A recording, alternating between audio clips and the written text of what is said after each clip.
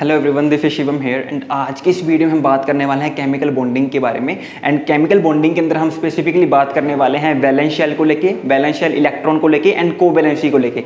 देखिए, कई बार जो है स्टूडेंट्स को डाउट ये हो जाता है कि मेरे पास जो गिवन एलिमेंट है वो कितने बॉन्ड्स बनाने वाला है। एंड कई बार कंफ्यूजन तब बढ़ जाती है जब मेरे पास सेम ग्रुप के एलिमेंट्स प्रेजेंट है, तो एक तो मेरे पास जो है मैक्सिमम जो है 3 बॉन्ड बना रहा है और वही उसी ग्रुप का कोई दूसरा एलिमेंट जो है 5 बॉन्ड भी बना लेता है। और ये चीज पॉसिबल उस एलिमेंट के लिए नहीं होती है जो 3 बॉन्ड बना पा रहा है। तो ऐसा क्यों देखने को हमें मिलता है, तो ये सारी की सारी चीजें जो हैं हमारे पास आज के सेशन से कंप्लीटली क्लियरिफाई हो जाएगी। तो चलिए स्टार्ट करते हैं। तो देखिए, सबसे पहले थोड़ा सा टाइम बचाने के लिए मैंने ऑलरेडी एलिमेंट्स और उनकी इलेक्ट्रॉनिक कॉन्फ़िगरेशन लिख दी है, क्योंकि इसमें बताने जैसा कुछ भी नहीं है, ये चीज सबको आती है। ठीक है, अब हमें बात करनी है valence shell electron and covalency को लेके। अगर मैं बात करूं वैलेंस शेल को लेके, तो देखिए वैलेंस शेल क्या होती है? आउटर मोस्ट शेल जिसके इलेक्ट्रॉन बॉन्डिंग में पार्टिसिपेट करेंगे। दोबारा, आउटर मोस्ट शेल जिसके इलेक्ट्रॉन बॉन्डिंग में पार्टिसिपेट करेंगे। एक कंफ्यूजन यहां पर क्या होती है मेरे स्टूडेंट्स को लेके कि वो कहेंगे कि यहां पे मान लीजिए मेरे पास है 3s एंड 3p, तो मैं यहां पे क्या कहूंगा? मैं यहां पे कहता हूं कि मेरे पास वैलेंस शेल कितनी कौन सी है? मेरे पास 3p, राइट। लोग कहते हैं कि हाँ यहाँ पे मेरे पास वैलेंस शेल कौन सी है? 3p, क्योंकि ये आउटर मोस्ट शेल है। तो ये चीज आपकी गलत है, क्योंकि देखिए ये जो s और ये जो p है ना, ये सब शेल होती है, ये शेल नहीं होती है। जो मेरे पास s और p है ये सब शेल होती है, शेल नहीं होती है। शेल क्या होती है मेरे पास? ये जो आगे इनकी जो नंबर लिखा होता है ना, इसी को हम क्या कहते हैं? शेल कहते हैं। ध्यान करो, स्ट्रक्चर ऑफ एटम में हमने प्रिंसिपल क्वांटम नंबर जब देखते हैं तो प्रिंसिपल क्वांटम नंबर हमें क्या बताता है? प्रिंसिपल क्वांटम नंबर हमें शेल के बारे में बताता है। तो यहाँ पे प्रिंसिपल क्वांटम नंबर 3 ही तो है ना। और अगर मेरे पास प्रिंसिपल क्वांटम नंबर सेम है, यहाँ पे भी 3s है, यहाँ पे 3 है, यहाँ पे भी 3 है, तो मेरे पास ये दोनों ही मेरे पास क्या हो जाएंगी? यहाँ पे मेरे पास ये दोनों ही मेरे पास वैलेंस शेल देखने को मुझे मिलेगी, राइट। यहाँ पे दोनों ही मेरे पास क्या है? वैलेंस शेल है। तो यहाँ पे अगर मैं बात करूँ वैलेंस इलेक्ट्रॉन की, तो वैलेंस इलेक्ट्रॉन क्या होते हैं? आउटर मोस्ट शेल के अंदर जो इलेक्ट्रॉन प्रेजेंट होते हैं उन्हीं को हम वैलेंस इलेक्ट्रॉन कहते हैं, कोई डाउट नहीं है। अगर मैं बात करता हूं कोवैलेंसी को लेके, तो कोवैलेंसी क्या होती है कि किसी भी एलिमेंट के अंदर जो वैलेंस शेल है उसके अंदर मैक्सिमम कितने नंबर ऑफ इलेक्ट्रॉन जो है बॉन्डिंग में पार्टिसिपेट कर सकते हैं। मान लीजिए मेरे पास वैलेंस इलेक्ट्रॉन तो 5 है, लेकिन उनमें से मैक्सिमम जो है 3 इलेक्ट्रॉन ही बॉन्डिंग में पार्टिसिपेट कर पा रहे हैं, तो वहां पर मेरे पास कोवैलेंसी क्या देखने को मिलेगी? वहां पर मेरे पास कोवैलेंसी 3 हो जाएगी, ना कि 5 मेरे पास वैलेंस इलेक्ट्रॉन है, लेकिन उन 5 वैलेंस इलेक्ट्रॉन में से मेरे पास मैक्सिमम 3 ही इलेक्ट्रॉन बॉन्डिंग में पार्टिसिपेट कर पा रहे हैं, तो उसी को हम क्या कहते हैं? कोवैलेंसी कहते हैं। तो अब जो चीज मैंने आपको बताई है, ये सारी की सारी चीज हमें कहां पे अप्लाई करके देखनी है? ये सारी की सारी चीज हमें इस कंसेप्ट के अंदर अप्लाई करके देखते हैं कि हमारे पास क्या हमें देखने को मिलता है, राइट। कोई डाउट? चलो ठीक है। अब देखो, यहां पे हम बात करते हैं सबसे पहले हाइड्रोजन को लेके। हाइड्रोजन की इलेक्ट्रॉनिक कॉन्फ़िगरेशन क्या होती है? 1s1 हमें देखने को मिलती है, और हाइड्रोजन में मेरे पास एक ही शेल पॉसिबल है, दैट इज 1। ठीक है, तो यहां पे वैलेंस शेल कितनी हो जाएगी? मेरे पास 1 देखने को मिलेगी। वैलेंस शेल 1, क्योंकि शेल ही 1 प्रेजेंट है। वैलेंस इलेक्ट्रॉन यानी कि आउटर मोस्ट शेल के अंदर जो इलेक्ट्रॉन प्रेजेंट होते हैं, तो यहां पे क्या देखने को मिल रहा है? मेरे पास एक ही इलेक्ट्रॉन प्रेजेंट है, तो वैलेंस इलेक्ट्रॉन कितने हो जाएंगे? 1 ही हो जाएगा। एंड कोवैलेंसी यानी कि मैक्सिमम कितने नंबर ऑफ बॉन्ड बना सकती है, उसी को हम कोवैलेंसी कहते हैं। तो यहां पर मेरे पास हाइड्रोजन के पास जब एक ही इलेक्ट्रॉन प्रेजेंट है, उसको अपना डुप्लेट पूरा करने के लिए एक ही इलेक्ट्रॉन की रिक्वायरमेंट होती है, तो मैक्सिमम एक ही बॉन्ड बनाएगा। ऑब्वियस सी बात है, इलेक्ट्रॉन अगर एक ही है तो कोई चीज एक इलेक्ट्रॉन के साथ ही बॉन्ड बना पाएगा, तो एक ही बॉन्ड बनता है। तो यहां पे कोवैलेंसी क्या हो जाएगी? मेरे पास हाइड्रोजन की 1 देखने को मिल जाएगी। कोई डाउट नहीं होना चाहिए। अब इसको स्टार मार्क कर लो थोड़ा सा, ठीक है। अब यहां पे हम बात करते हैं हीलियम की। हीलियम की इलेक्ट्रॉनिक कॉन्फ़िगरेशन होती है मेरे पास 1s2। अब देखिए, हमने वैलेंस शेल को डिफाइन किया कि आउटर मोस्ट शेल जिसके इलेक्ट्रॉन बॉन्डिंग में पार्टिसिपेट करेंगे, उसी को हम वैलेंस शेल कहते हैं। अब मान लो मेरे पास कोई एक ऐसा एलिमेंट है जिसका आउटर मोस्ट ऑक्टेट जो है वो कंप्लीट है, तो क्या वो बॉन्डिंग में पार्टिसिपेट करेगा? वो बॉन्डिंग में पार्टिसिपेट नहीं करेगा। और जो चीज बॉन्डिंग में पार्टिसिपेट नहीं करती उसको हम वैलेंस इलेक्ट्रॉन नहीं कहेंगे। तो अगर मेरे पास कोई भी नोबल गैस गिवन है, तो उसके अंदर मेरे पास 0 वैलेंस शेल होती है, 0 वैलेंस इलेक्ट्रॉन होते हैं, एंड उसकी 0 ही कोवैलेंसी होती है। रीजन बिहाइंड दिस इज क्योंकि उसका ऑक्टेट कंप्लीट है, उसके इलेक्ट्रॉन बॉन्डिंग में पार्टिसिपेट नहीं करेंगे। अगर कोई इलेक्ट्रॉन बॉन्डिंग में पार्टिसिपेट नहीं कर रहे हैं, तो ना तो वो वैलेंस इलेक्ट्रॉन कहलाएंगे, और अगर कोई वैलेंस इलेक्ट्रॉन प्रेजेंट नहीं है, इसका मतलब क्या है कि वहां पे कोई भी वैलेंस शेल पॉसिबल नहीं है। तो मेरे पास यहां पे आप स्टार मार्क करके लिख लो कि मेरे पास जो है, अगर नोबल गैसेस हैं तो नोबल गैसेस के अंदर कोई वैलेंस शेल नहीं होता, कोई भी वैलेंस शेल नहीं होता है। क्यों? क्योंकि वहां पे मेरे पास कोई भी इलेक्ट्रॉन बॉन्डिंग में पार्टिसिपेट नहीं करते हैं। अब हम बात करते हैं नेक्स्ट एलिमेंट, हमारे पास नाइट्रोजन है। नाइट्रोजन में मेरे पास देखिए यहां पर मुझसे पूछा हुआ है वैलेंस शेल, तो वैलेंस शेल मेरे पास यहां पे क्या हो जाएंगी, वैलेंस शेल यहां पे मेरे पास 1% है, दैट इज 2। वैलेंस शेल मेरे पास यहां पे क्या परसेंट है, 2s and 2p। तो यहां पे मेरे पास वैलेंस शेल तो आ जाएगी 1। वैलेंस शेल 1 ही क्यों कहा मैंने इसको, वैलेंस शेल इसलिए 1 कहा क्योंकि दोनों का शेल नंबर तो सेम है ना, 2 and 2। अगर 3 and 2 होता और दोनों ही अगर शेल बॉन्डिंग में पार्टिसिपेट करती तो वहां पे 2 आता। कंफ्यूज नहीं होना है, इसीलिए मैंने टॉपिक उठाया, क्योंकि बहुत सारे बच्चों को कंफ्यूजन रहती है इस चीज को लेके। इवन जब मैं 11th-12th में था मुझे भी कंफ्यूजन थी, मैं बीएससी में था तब भी मुझे कंफ्यूजन थी, ठीक है। अब जाके जब मैंने थोड़ा सा पढ़ना स्टार्ट किया तो मुझे ये चीजें दूर हुई हैं, क्लैरिफाई हुई हैं। तो देखो यहाँ पे मेरे पास वैलेंस शेल 1 ही कहलाई जाएगी, डजंट मैटर कि ये दोनों ही पार्टिसिपेट करेंगे मेरे पास बॉन्डिंग के अंदर। क्यों? क्योंकि दोनों का जो प्रिंसिपल क्वांटम नंबर है या फिर कह लीजिए दोनों के जो शेल नंबर है वो सेम है, 2 and 2 है। तो यहाँ पे वैलेंस शेल तो 1 ही कहलाएंगी, ठीक है। अगर मैं बात करता हूं वैलेंस इलेक्ट्रॉन की, तो वैलेंस इलेक्ट्रॉन यहाँ पे कितने हो जाएंगे मेरे पास, 3 and 2 5। वैलेंस इलेक्ट्रॉन कितने हो जाएंगे मेरे पास, 5 देखने को मिलेंगे।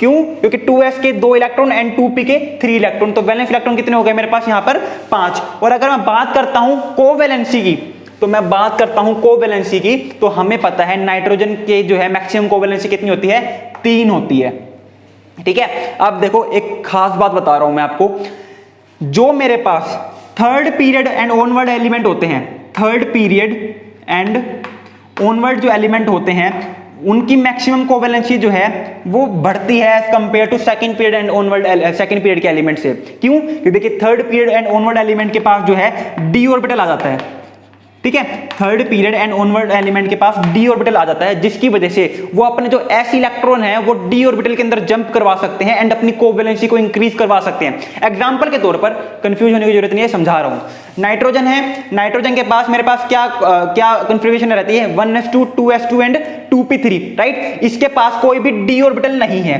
इसके पास कोई भी डी ऑर्बिटल नहीं है, ठीक है। तो अब देखो इसकी अगर मैं इलेक्ट्रॉनिक कन्फिग्रेशन लिखता हूं तो यहां पे मेरे पास क्या है 2s और यहां पे मेरे पास क्या है 2p, राइट। यहां पे मेरे पास 2 इलेक्ट्रॉन फुलफिल है, यहां पे 3 इलेक्ट्रॉन है। अब देखो यहां पे मेरे पास जो है 2s की जो इलेक्ट्रॉन है वो बॉन्डिंग में पार्टिसिपेट नहीं कर सकते। क्यों? क्योंकि ऑलरेडी ये जो शेल है ये कंप्लीटली फुलफिल्ड है, राइट। ये जो मेरे पास सब शेल है 2s की वो कंप्लीटली फुली फिल्ड है। तो यहां पे मेरे पास जो है 3 p के जो ऑर्बिटल्स हैं यही हाफ फिल्ड है, तो यहां पे मेरे पास इसलिए इसकी मैक्सिमम जो कोवैलेंसी होती है वो 3 होती है, क्योंकि ये p ऑर्बिटल को ही पार्टिसिपेट करवा सकता है। लेकिन थर्ड पीरियड के बाद, थर्ड पीरियड एंड ऑनवर्ड जो एलिमेंट होते हैं लाइक फॉस्फोरस, फॉस्फोरस मेरे पास क्या होता है, थर्ड पीरियड का एलिमेंट है। तो फॉस्फोरस में मेरे पास क्या इलेक्ट्रॉनिक कन्फिग्रेशन होती है, 3s and 3p, 3s and 3p। तो यहां पे s के पास 2 इलेक्ट्रॉन है एंड p के पास 3 इलेक्ट्रॉन होंगे, तो यहां पर भी इसकी कोवैलेंसी कितनी होनी चाहिए थी, 3 होनी चाहिए थी। लेकिन फॉस्फोरस जो है 5 भी शो करता है, आपने सुना होगा PCl5 PF5,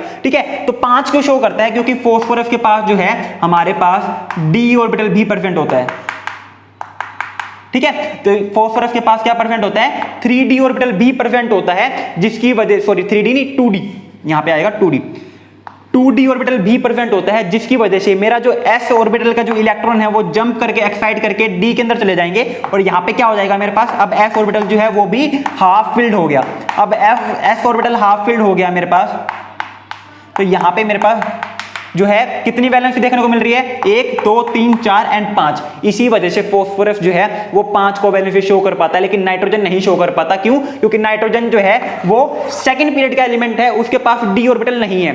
अब आपको कैसे समझ में आएगा कि इसके पास डी ऑर्बिटल होगा या नहीं होगा, तो एक सिंपल सी बात है, हमारे पास जब हम देखते हैं कि इस शेल के लिए कौन कौन से ऑर्बिटल, कौन कौन से जो है एजीमुथल क्वांटम नंबर पॉसिबल है, तो हम क्या करते हैं n-1 करते हैं, हम क्या करते हैं n-1 करते हैं। तो मेरे पास जो इलेक्ट्रॉनिक कन्फिग्रेशन है सेकंड पीरियड की, उसकी में प्रिंसिपल क्वांटम नंबर क्या होता है 2, तो यहां पे मेरे पास n-1 की मैक्सिमम वैल्यू कितनी हो जाएगी 1। तो 1 के लिए क्या d पॉसिबल है, 1 के लिए d पॉसिबल नहीं होता, क्योंकि d के लिए मेरे पास n-1 की वैल्यू कितनी आनी चाहिए, 2 आनी चाहिए। ये आपके प्रिंसिपल, ये आपके जो क्वांटम नंबर्स हैं वही समझा रहा हूं मैं थोड़ा सा आपको।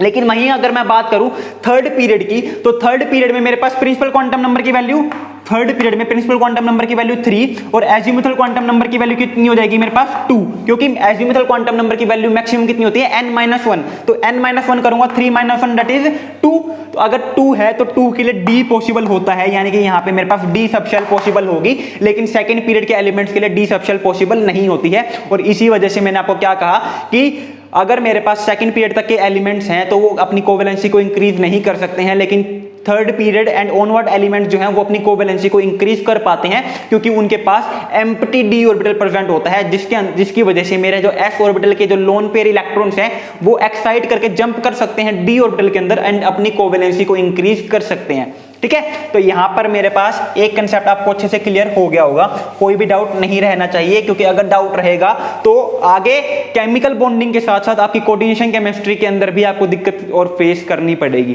तो ठीक है, यहां पे मेरे पास आपको समझ में आ गया होगा n जो एलिमेंट है उसके पास मैक्सिमम कोवेलेंसी होती है 3, वो अपने ऑक्टेट को एक्सपेंड नहीं कर सकता है क्योंकि उसके पास एम्प्टी d ऑर्बिटल प्रेजेंट नहीं है।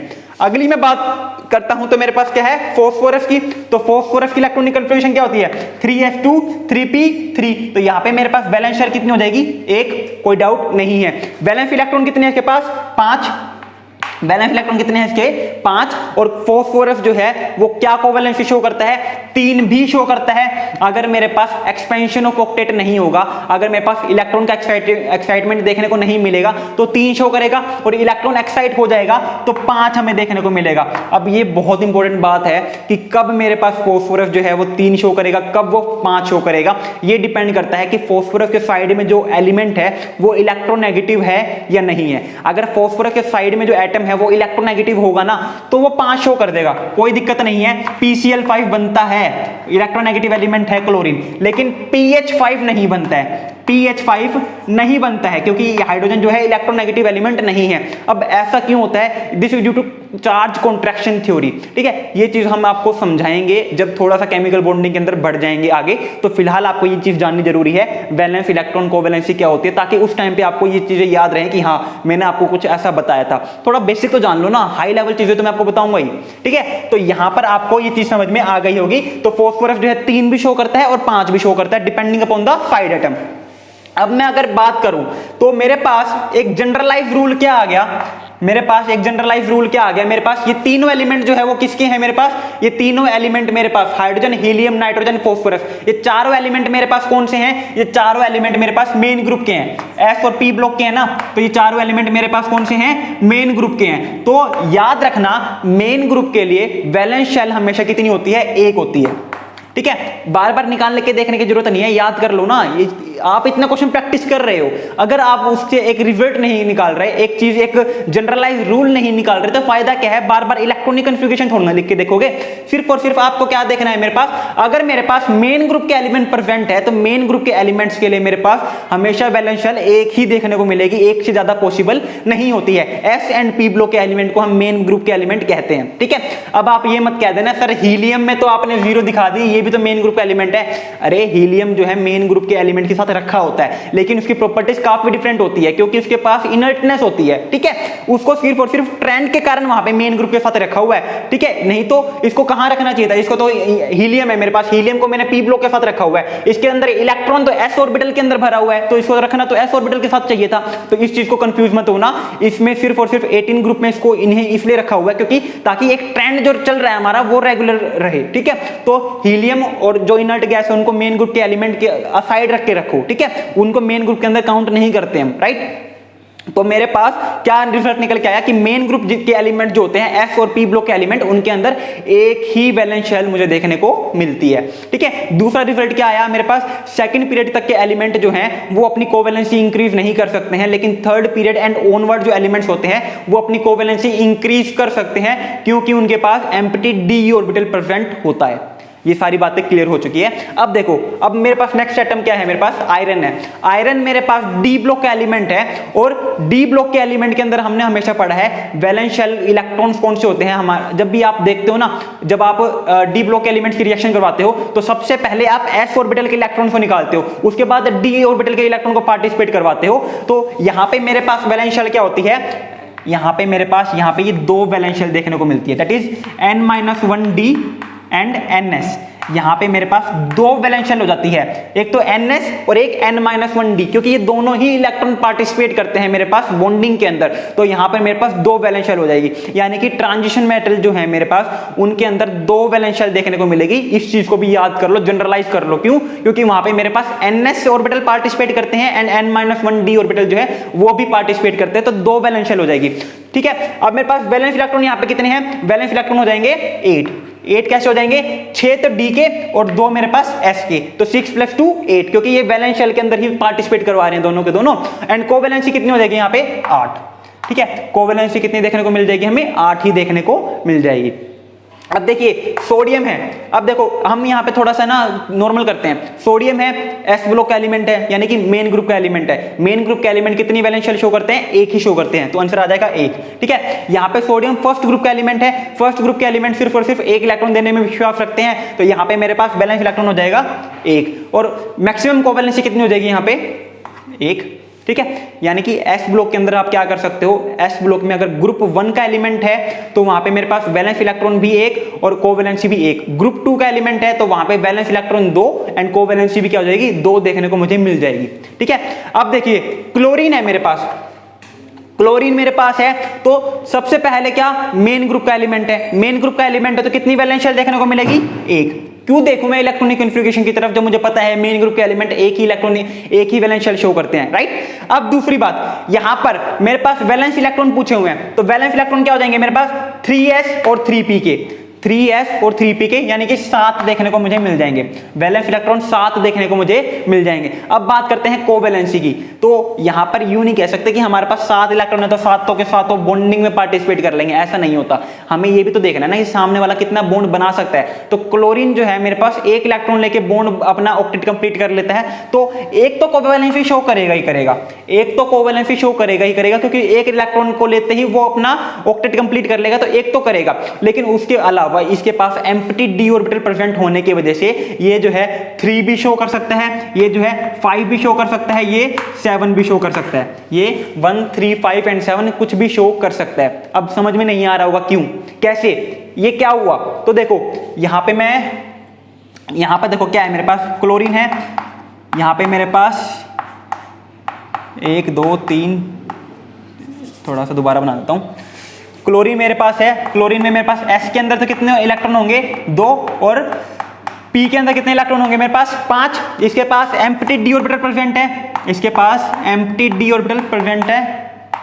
ठीक है, अब देखो अगर इसने जो है क्लोरीन ने 1 इलेक्ट्रॉन यहां से यहां पे एक्साइट करवा दिया तो इसकी कोवैलेंसी कितनी हो जाएगी? 1 से बढ़कर 3 हो जाएगी। साथ के साथ इसको और पार्टिसिपेट करवा दिया यहां पे एक्साइट करवा के, तो 5 हो जाएगी। अब इसने इसको और पार्टिसिपेट करवा दिया d ऑर्बिटल के अंदर एक्साइट करवा के इसके अंदर भेज दिया, तो अब कितनी हो जाएगी? 7 हो जाएगी। तो डिपेंडिंग अपॉन कि कितने इलेक्ट्रॉन जो है वो एक्साइट करवा के d ऑर्बिटल के अंदर भेज रहा है, मेरे पास क्लोरीन जो है वो डिफरेंट कोवैलेंसी शो कर सकता है, 1 3 5 और 7। अगर 1 इलेक्ट्रॉन भेजेगा d ऑर्बिटल के अंदर तो 3 हो जाएगी, 2 भेजेगा तो 5 हो जाएगी, और 3 भेज देगा इलेक्ट्रॉन d ऑर्बिटल के अंदर तो 7 देखने को मुझे मिल जाएगी, राइट। कोई दिक्कत नहीं होनी चाहिए। अब ठीक है, नेक्स्ट जो एलिमेंट मेरे पास है वो क्या है? नियोन। और नियोन में मेरे पास हमें पता है नियोन क्या है? एक नोबल गैस है, और नोबल गैस के एलिमेंट जो है वो इनर्ट होते हैं, बॉन्डिंग में पार्टिसिपेट नहीं करते हैं। तो विदाउट कुछ भी सोचे 0 0 0 लगा दो, विदाउट कुछ भी सोचे 0 0 एंड 0 लगा दो। अब आप सोचोगे सर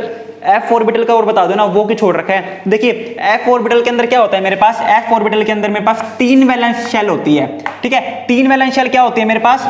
ns होती है, n-1d होती है और n-2f। ये 3 वैलेंस शेल जो है पार्टिसिपेट करती है मेरे पास f ऑर्बिटल के अंदर। तो 3 तो वैलेंस शेल हो जाती है f ऑर्बिटल के अंदर, और इन तीनों के अंदर जो इलेक्ट्रॉन प्रेजेंट होते हैं वो उनके वैलेंस इलेक्ट्रॉन हमें देखने को मिल जाएंगे। तो ये था आज की वीडियो के बारे में। आई होप आपको चीजें समझ में आई होगी और आपको जो है कुछ ना कुछ नया जानने को मिला होगा। नेक्स्ट वीडियो में हम जो है डिफरेंट थ्योरीज हमारी स्टार्ट करेंगे बॉन्डिंग को लेके, ताकि हम केमिकल बॉन्डिंग को आगे फर्दर प्रोसीड ऑन कर सके। कोई भी डाउट हो मुझे कमेंट सेक्शन में कमेंट कर देना, या फिर इंस्टाग्राम पे मैसेज ड्रॉप आउट कर देना, या फिर टेलीग्राम के ऊपर एक ग्रुप बनाया हुआ है, वहां पर जाकर आप उसको ज्वाइन करके मुझे मैसेज सेंड आउट कर सकते हो। So thank you very much, have a good day. Hello everyone.